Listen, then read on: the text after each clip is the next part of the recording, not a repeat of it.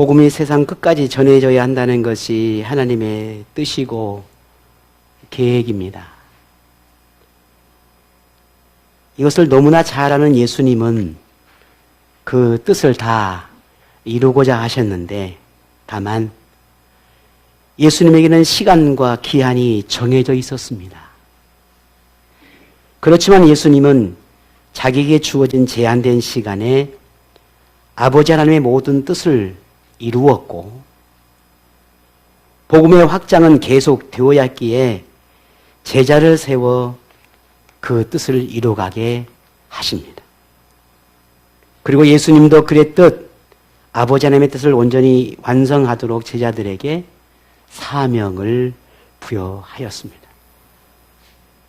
제자들은 예수님의 명령에 따라 사명을 가지고 복음을 전했고, 또한 예수님처럼 또 다른 사람을 제자로 삼아 복음의 확장을 이루어 갔습니다.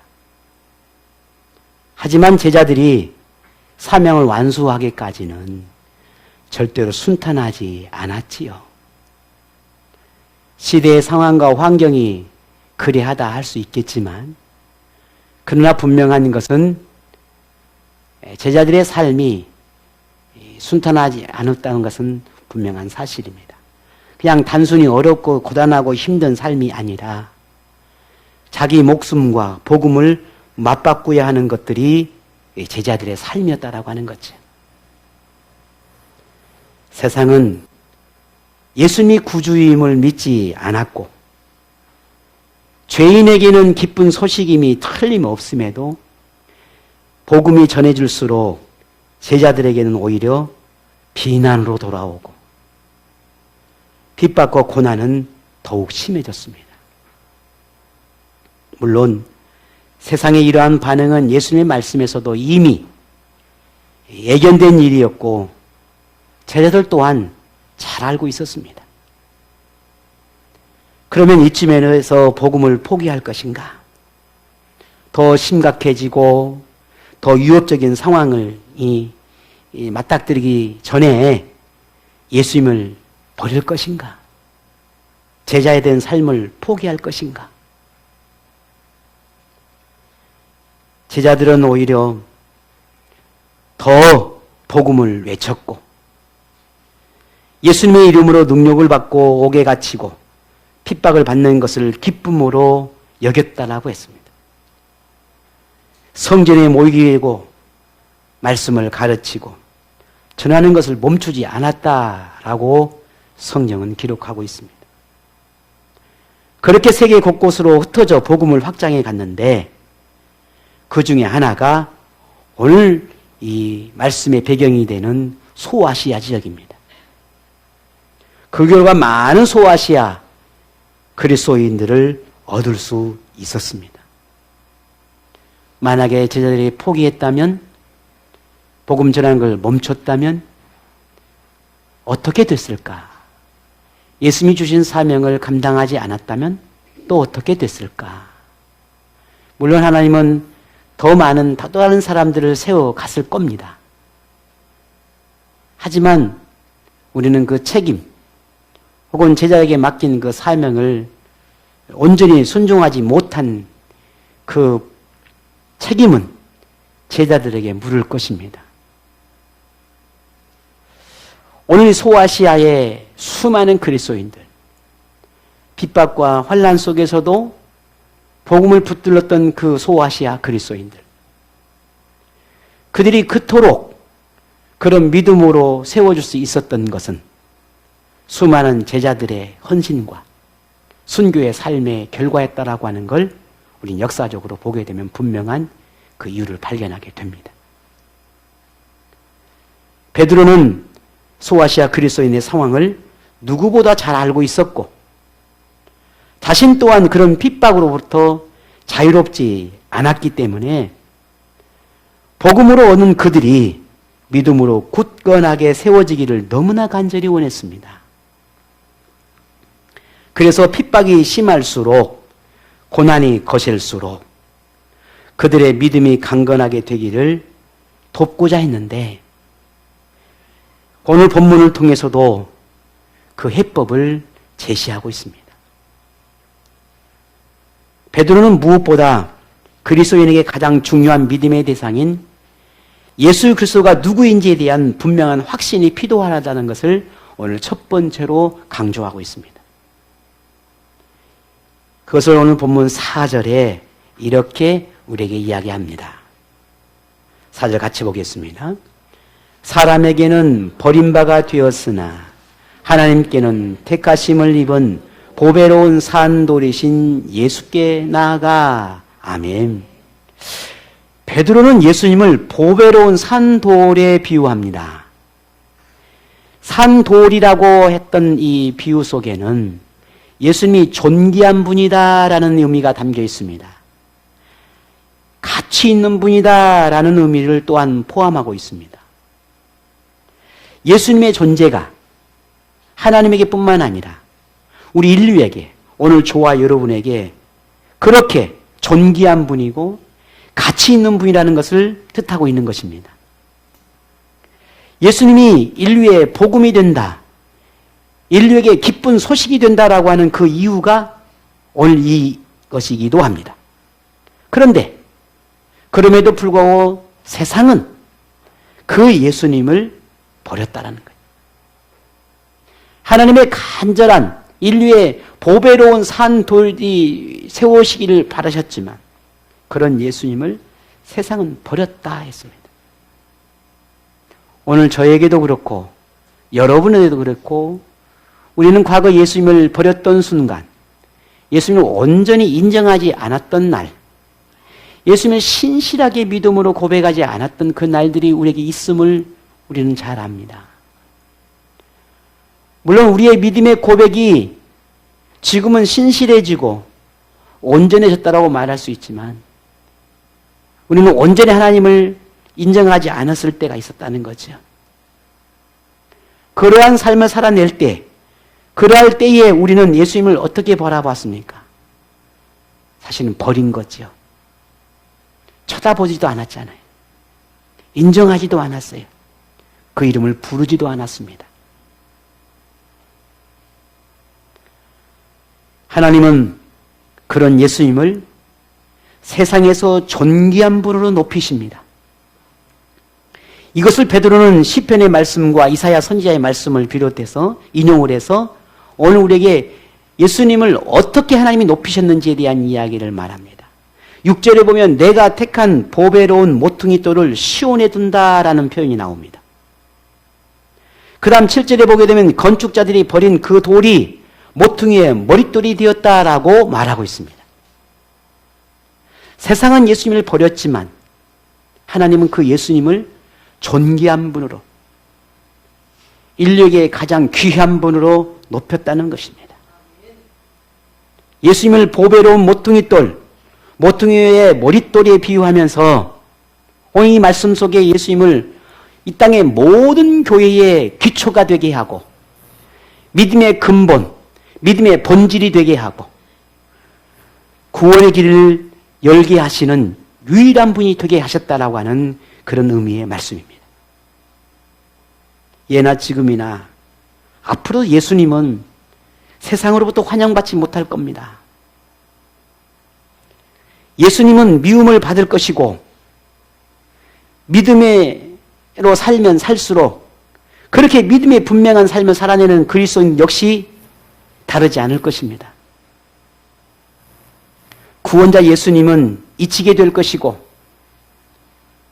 종교적인 그런 성인 정도나 아니면 기독교 창시자 정도로 예수님을 기억하려 할 것입니다. 이것은 부활절을 비롯해 성탄절인 예수님의 탄생일을 바라보는 세상의 시선에서 이미 드러나고 있는 것을 알게 됩니다. 성탄절, 부활절, 크리스마스라고 부르는 오늘 이제 곧 며칠 뒤에 성탄절이잖아요. 그런데 이런 크리스마스 혹은 성탄절 혹은 부활절, 이걸 뭉텅그려서 홀리데이라고 그렇게 부릅니다. 홀리데이라고 해서 무슨 대단한 말이 아니라 그냥 기념일이라는 말이에요. 기념일 정도. 구원자가 오신 구원의 날이 아니라 그냥 예수라고 하는 사람이 이 땅에 온 기념할 만한 날. 다른 그 급다란 의미가 부여되지 않아요. 이게 홀리데이라는 거예요. 서구의 이런 문화가 지금 세계적으로 받아들여지고 있고, 그리고 이미 많은 나라가 크리스마스, 메리 크리스마스, 무슨 뭐 성탄절, 이런 말들이 이제는 더는 그렇게 의미 있게 사용하지 않고, 아니, 이제는 사용하지 않고 있어요. 더 큰 문제는 시간이 지나면서 교회와 그리스도인 역시도 이것을 자연스럽게 받아들이게 될 것이라는 겁니다. 이런 문화가 더 우리 교회를 잠식할 거고, 이제는 그것이 너무 자연스럽고 당연하게 여기게 될 것이라는 거죠. 물론 현재도 마찬가지입니다. 현재도 많은 그리스도인 중에도 성탄절을 예수 그리스도가 탄생한 거룩한 날이 아니라 그냥 휴일 정도로 생각하는 있다는 것을 우리는 부정할 수가 없어요. 그냥 휴일이에요. 빨간 날이란 말이에요.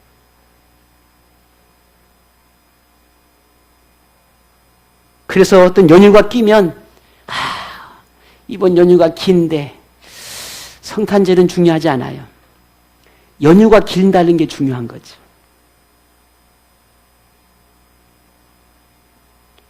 우리 그리스도인은 세상의 문화든 이게 이미 우리 안에 들어와 있다는 거예요.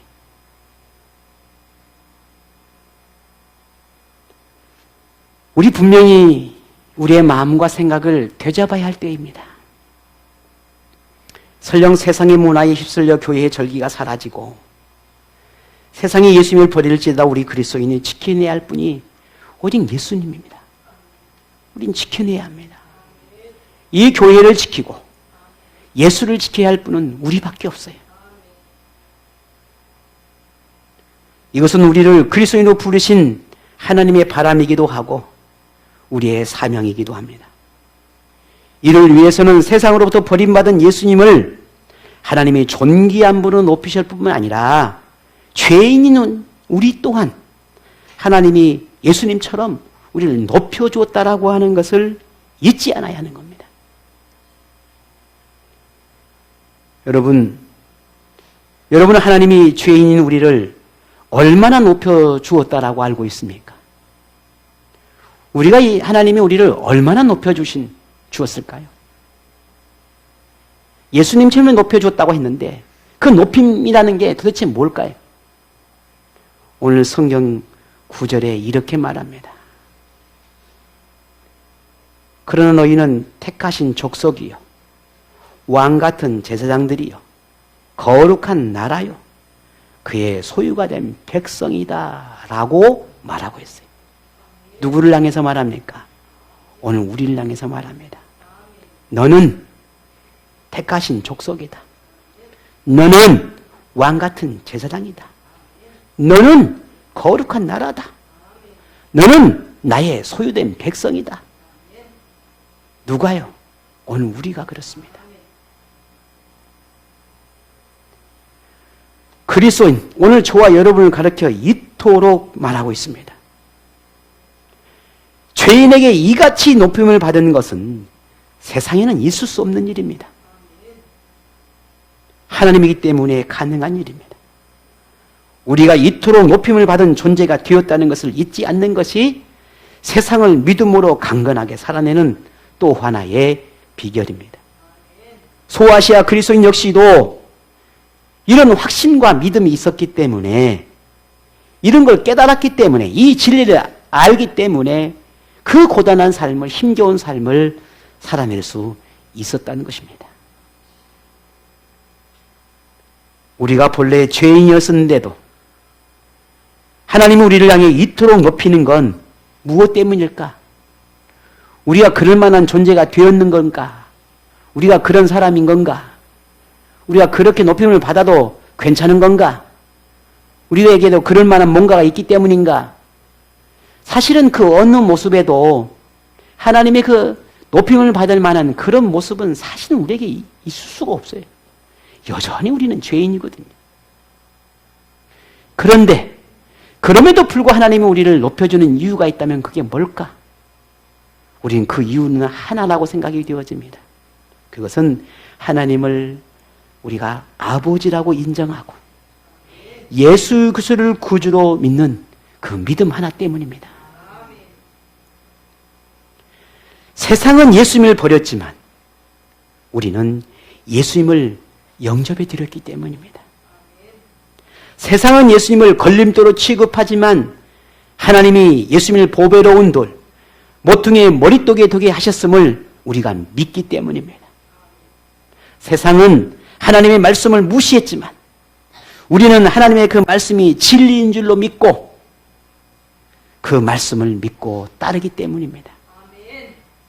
하나님은 우리의 믿음 하나로 불완전할지라도 온전치 않을지라도 그 믿음 하나, 우리가 예수님을 믿는다라고 하는 그 믿음 하나, 오로지 그 믿음 하나로 우리를 거듭나게 했고 그 믿음 하나로 우리를 새로운 존재로 인정해 주셨습니다. 이처럼 귀한 은혜가, 이처럼 귀한 소중한 사랑이 세상에 어디 있을까요? 없습니다. 소아시아 그리스도인들도 그것을 알았던 겁니다. 이런 우리를 향해 베드로가 이렇게 말합니다. 우리 10절 한번 같이 읽어보겠습니다. 너희가 전에는 백성이 아니더니 이제는 하나님의 백성이요 전에는 국류를 얻지 못하였더니 이제는 국류를 얻은 자니라. 아멘. 로마 황제에게 소아시아 그리스도인은 백성이었을까요? 아닙니다. 그리스도인이라는 이유 때문에 반역자요, 걸림돌이요, 짐승봐도 못한 그런 존재에 지나지 않았습니다. 소아시아 그리스도인은 버림받은 자들이었습니다. 그리스도인에게 자비나 긍휼은 존재하지 않았습니다. 그리스도인을 처참하고 더욱 잔인하게 죽이고 사람들의 구경거리로 만드는 것이 그들의 기쁨이었습니다.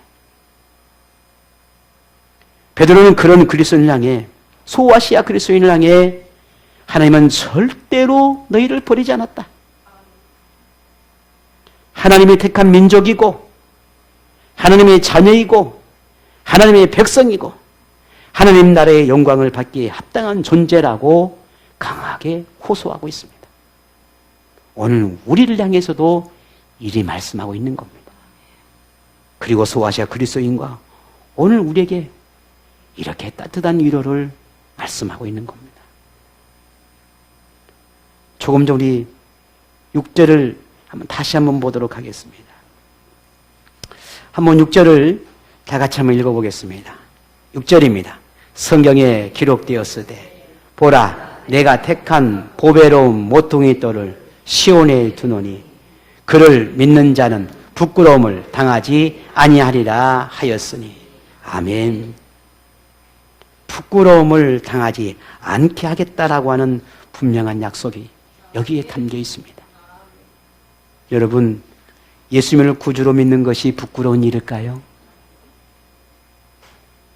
아침이면 성경책을 끼고 교회를 향해 달려가는 것이 부끄러운 일인가요? 믿지 않는 남편에게, 믿지 않는 친구들에게 내가 교회 간다라고 고백하는 것이 부끄러운 일인가요?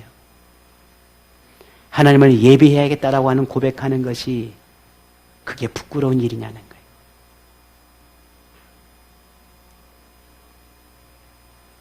그리스도인한 이유 때문에 핍박을 받고 고난을 받고 그저 믿음이라고 하는 그 이유만으로 견디어야 하는 것이 그게 무의미한 일인가? 인생 낭비인가? 시간 낭비인가? 하는 거예요. 내가 왜 여기에 있는가? 내가 왜 여기서 이렇게 하나님을 예배하고 내가 왜 교회에 내가 여기에 있는가라고 하는 의문이 들으십니까?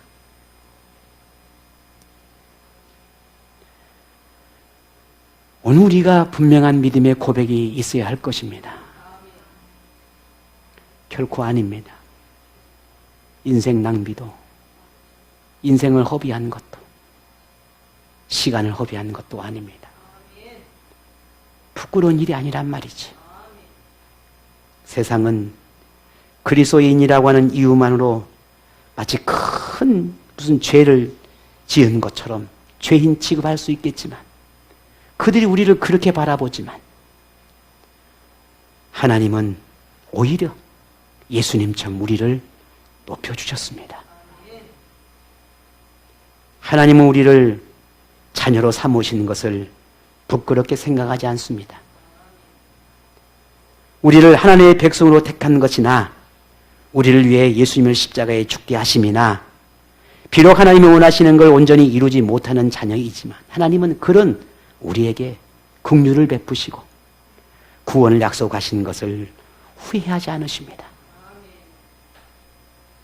우리는 이것을 조금도 의심하지 않을 이유는 오늘 요한이라고 하는 사도 요한이 우리에게 이렇게 이야기하고 있기 때문입니다.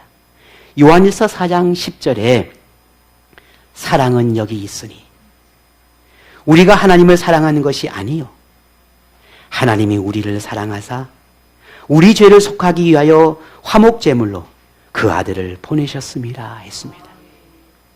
내가 하나님을 사랑하기 때문이 아니라 하나님이 나를 사랑해서 아들 예수를 이 땅에 보내셨고 나를 구원케 하셨으니 어찌 그게 하나님이 부끄럽겠느냐라고 우리에게 말하고 있는 겁니다. 내가 너를 위해 나의 아들 예수를 십자가에 못 박게 한 것이 나는 부끄럽지 않다. 그런 나의 아들 예수를 믿는 너의 모습이 조금은 부족하지만 그러나 나는 너를 부끄럽게 생각하지 않는다 라고 말하고 있는 겁니다. 왜냐하면 그런 우리를 예수님이 하나님이 먼저 사랑했기 때문입니다. 사랑했기 때문에 오늘 우리를 하나님의 자녀 삼아 주신 겁니다. 우리를 먼저 사랑해 주신 하나님, 우리를 세상 누구보다 가장 귀하다 말씀하신 하나님, 우리가 이것을 믿고 확신할 때 비로소 세상 속에 있으나 세상에 속하지 않는 그리스도인으로 살아내는 비결이 될 것입니다. 그러면 하나님은 죄인을 이토록 높여주시는데 우리는 무엇을 해야 하겠습니까? 그저 예배하고 기도 몇 마디 하고 찬양 몇 곡 불러 올려드리는 것이 그게 우리가 할 수 있는 게 유일한 게 다할까? 내게 맡긴 교사, 순장, 반주, 아니면 다른 교회를 섬기는 그 어떤 것들, 그걸 통해서 내 사명을 다하고 내가 할 수 있는 게 다 하는 걸까? 그저 목사가 몇 마디 말씀 준비하고 선포하는 게 그게 하나님 사랑에 다 응답하는 것인가? 아니, 결코 아닙니다. 절대로 아니에요.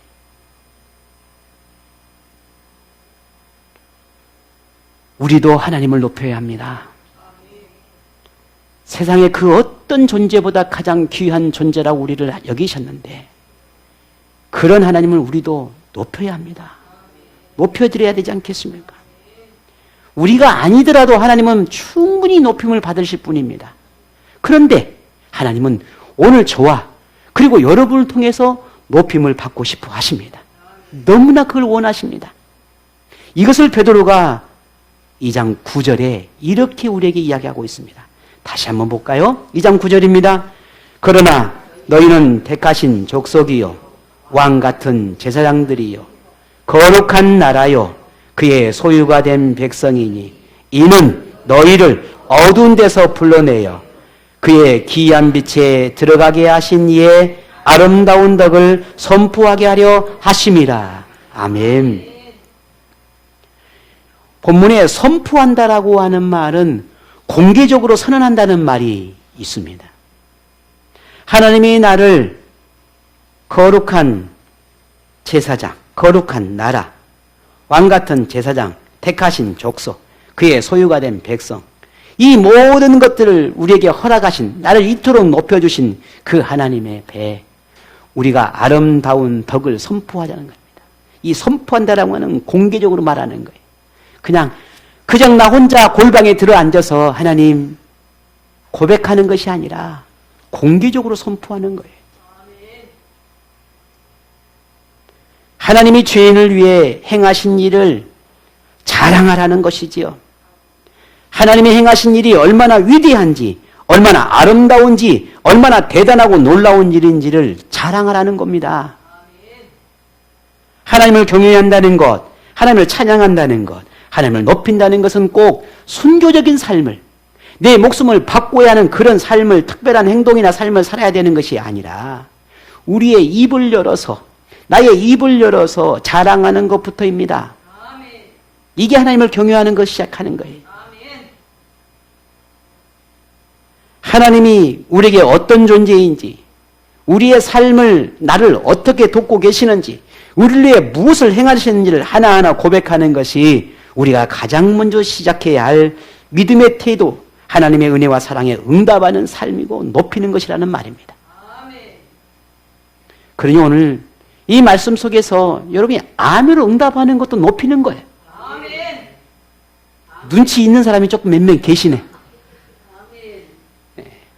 그래도 눈치 없는 사람이 있어 또.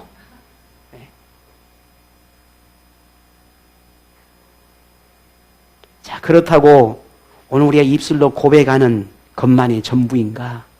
물론 그것은 아니죠. 그저 아멘 몇 마디 했다고, 그저 찬양 몇 곡 했다고, 그게 전부가 아니란 말이지요. 그럼 무엇입니까? 베드로는 우리에게 입술의 고백뿐만 아니라 또 하나의 결단을 우리에게 요구하고 있습니다. 이게 5절입니다. 같이 한번 봅니다. 너희도 산돌같이 신령한 집으로 세워지고 예수 그리스도로 말미암아 하나님이 기쁘게 받으실 신령한 제사를 드릴 거룩한 제사장이 될지니라. 아멘. 예수님처럼 신령한 집인 교회, 신령한 집을 여기서 교회를 의미하죠. 교회의 초석이 되라고 말합니다. 교회의 기초가 되라는 거예요. 예수님이 하나님을 기쁘게 받으실 산 제사를 드렸듯 하나님에게 영적 예배를 드리는 예배자가 되라는 겁니다. 이는 하나님을 기쁘게 할 뿐 아니라 하나님을 경외하는 표현이고 어두운 데서 불러내어 귀한 빛에 들어가게 하신 하나님의 아름다운 덕을 자랑하는 그리스도인에게 요구되는 가장 기본적인, 가장 기초적인 신앙의 태도입니다. 하나님을 예배하는 것, 하나님을 예배하는 신앙 공동체를 세상의 부정한 문화와 또 사탄의 유혹과 또 다툼과 시기와 분쟁과 싸움으로부터 지켜내는 것이 오롯이 우리 그리스도인에 맡겨진 책임이고 의무이며 사명이라는 걸 오늘 베드로는 우리에게 강하게 요구하고 있습니다. 그런데 본문을 통해 베드로가 전하는 하나님의 아름다운 일들을 우리가 이미 누리고 있다라고 하는 걸 여러분 알고 계십니까? 앞으로 누릴 것이 아니라 이미 우리는 누리고 있다라고 하는 거예요. 그러니 하나님을 온전히 알지 못했을 때, 하나님을 믿음으로 바라보지 못했을 때, 말씀을 온전히 깨닫지 못했을 때도 있었지만 이제는 하나님에게 예수님이 보배로운 산 돌이었듯 우리도 이제는 하나님에게 귀하게 쓰임받는 자녀가 되도록 오늘 우리 자신을 내어드려야 되지 않겠느냐 하는 것입니다. 믿음 안에 있는 우리를 세상에서 부끄러움을 당하지 않게 하시고 부끄럽게 여기지 않으시는 그 하나님을 우리도 부끄럽게 여기지 않았고 당당하고 자랑스럽게 자랑하고 경외하고 찬양하는 그런 거룩한 영적인 예배자가 오늘 우리 모두가 되기를 원합니다. 설령 세상과 하나님을 부정하는 사람들이 하나님과 그리스도인을 비웃더라도 우리 절대로 넘어지지 말고 하나님이 우리를 위해 행하신 일을 또 한 번 기억하며 더욱 입을 열어 자랑하는 그런 하나님의 사람 우리 모두가 되기를 원합니다. 하나님이 우리에게서 기대하는 믿음의 모습을 위해서 우리가 정말 조금만 더 영적인 노력을 하고 하나님을 붙드는 그런 생활로 살아내는 우리 모두가 되어지도록 하십시다. 오늘 그렇게 그런 믿음으로 고백하는 여러분으로 인해서 하나님의 분명 높임을 받으십니다. 또한 하나님은 그런 여러분을 높여주실 겁니다. 하나님을 경외하는 삶, 하나님을 찬양하는 신앙의 고백, 신앙 공동체를 세우기 위해 수고하고 헌신하는 여러분 그 모든 삶의 수고, 아끼지 않는 여러분의 그런 모든 믿음의 고백들, 그런 여러분에게 보배롭다고 여기시는 하나님의 크신 은혜가 임하기를 축복합니다. 아멘.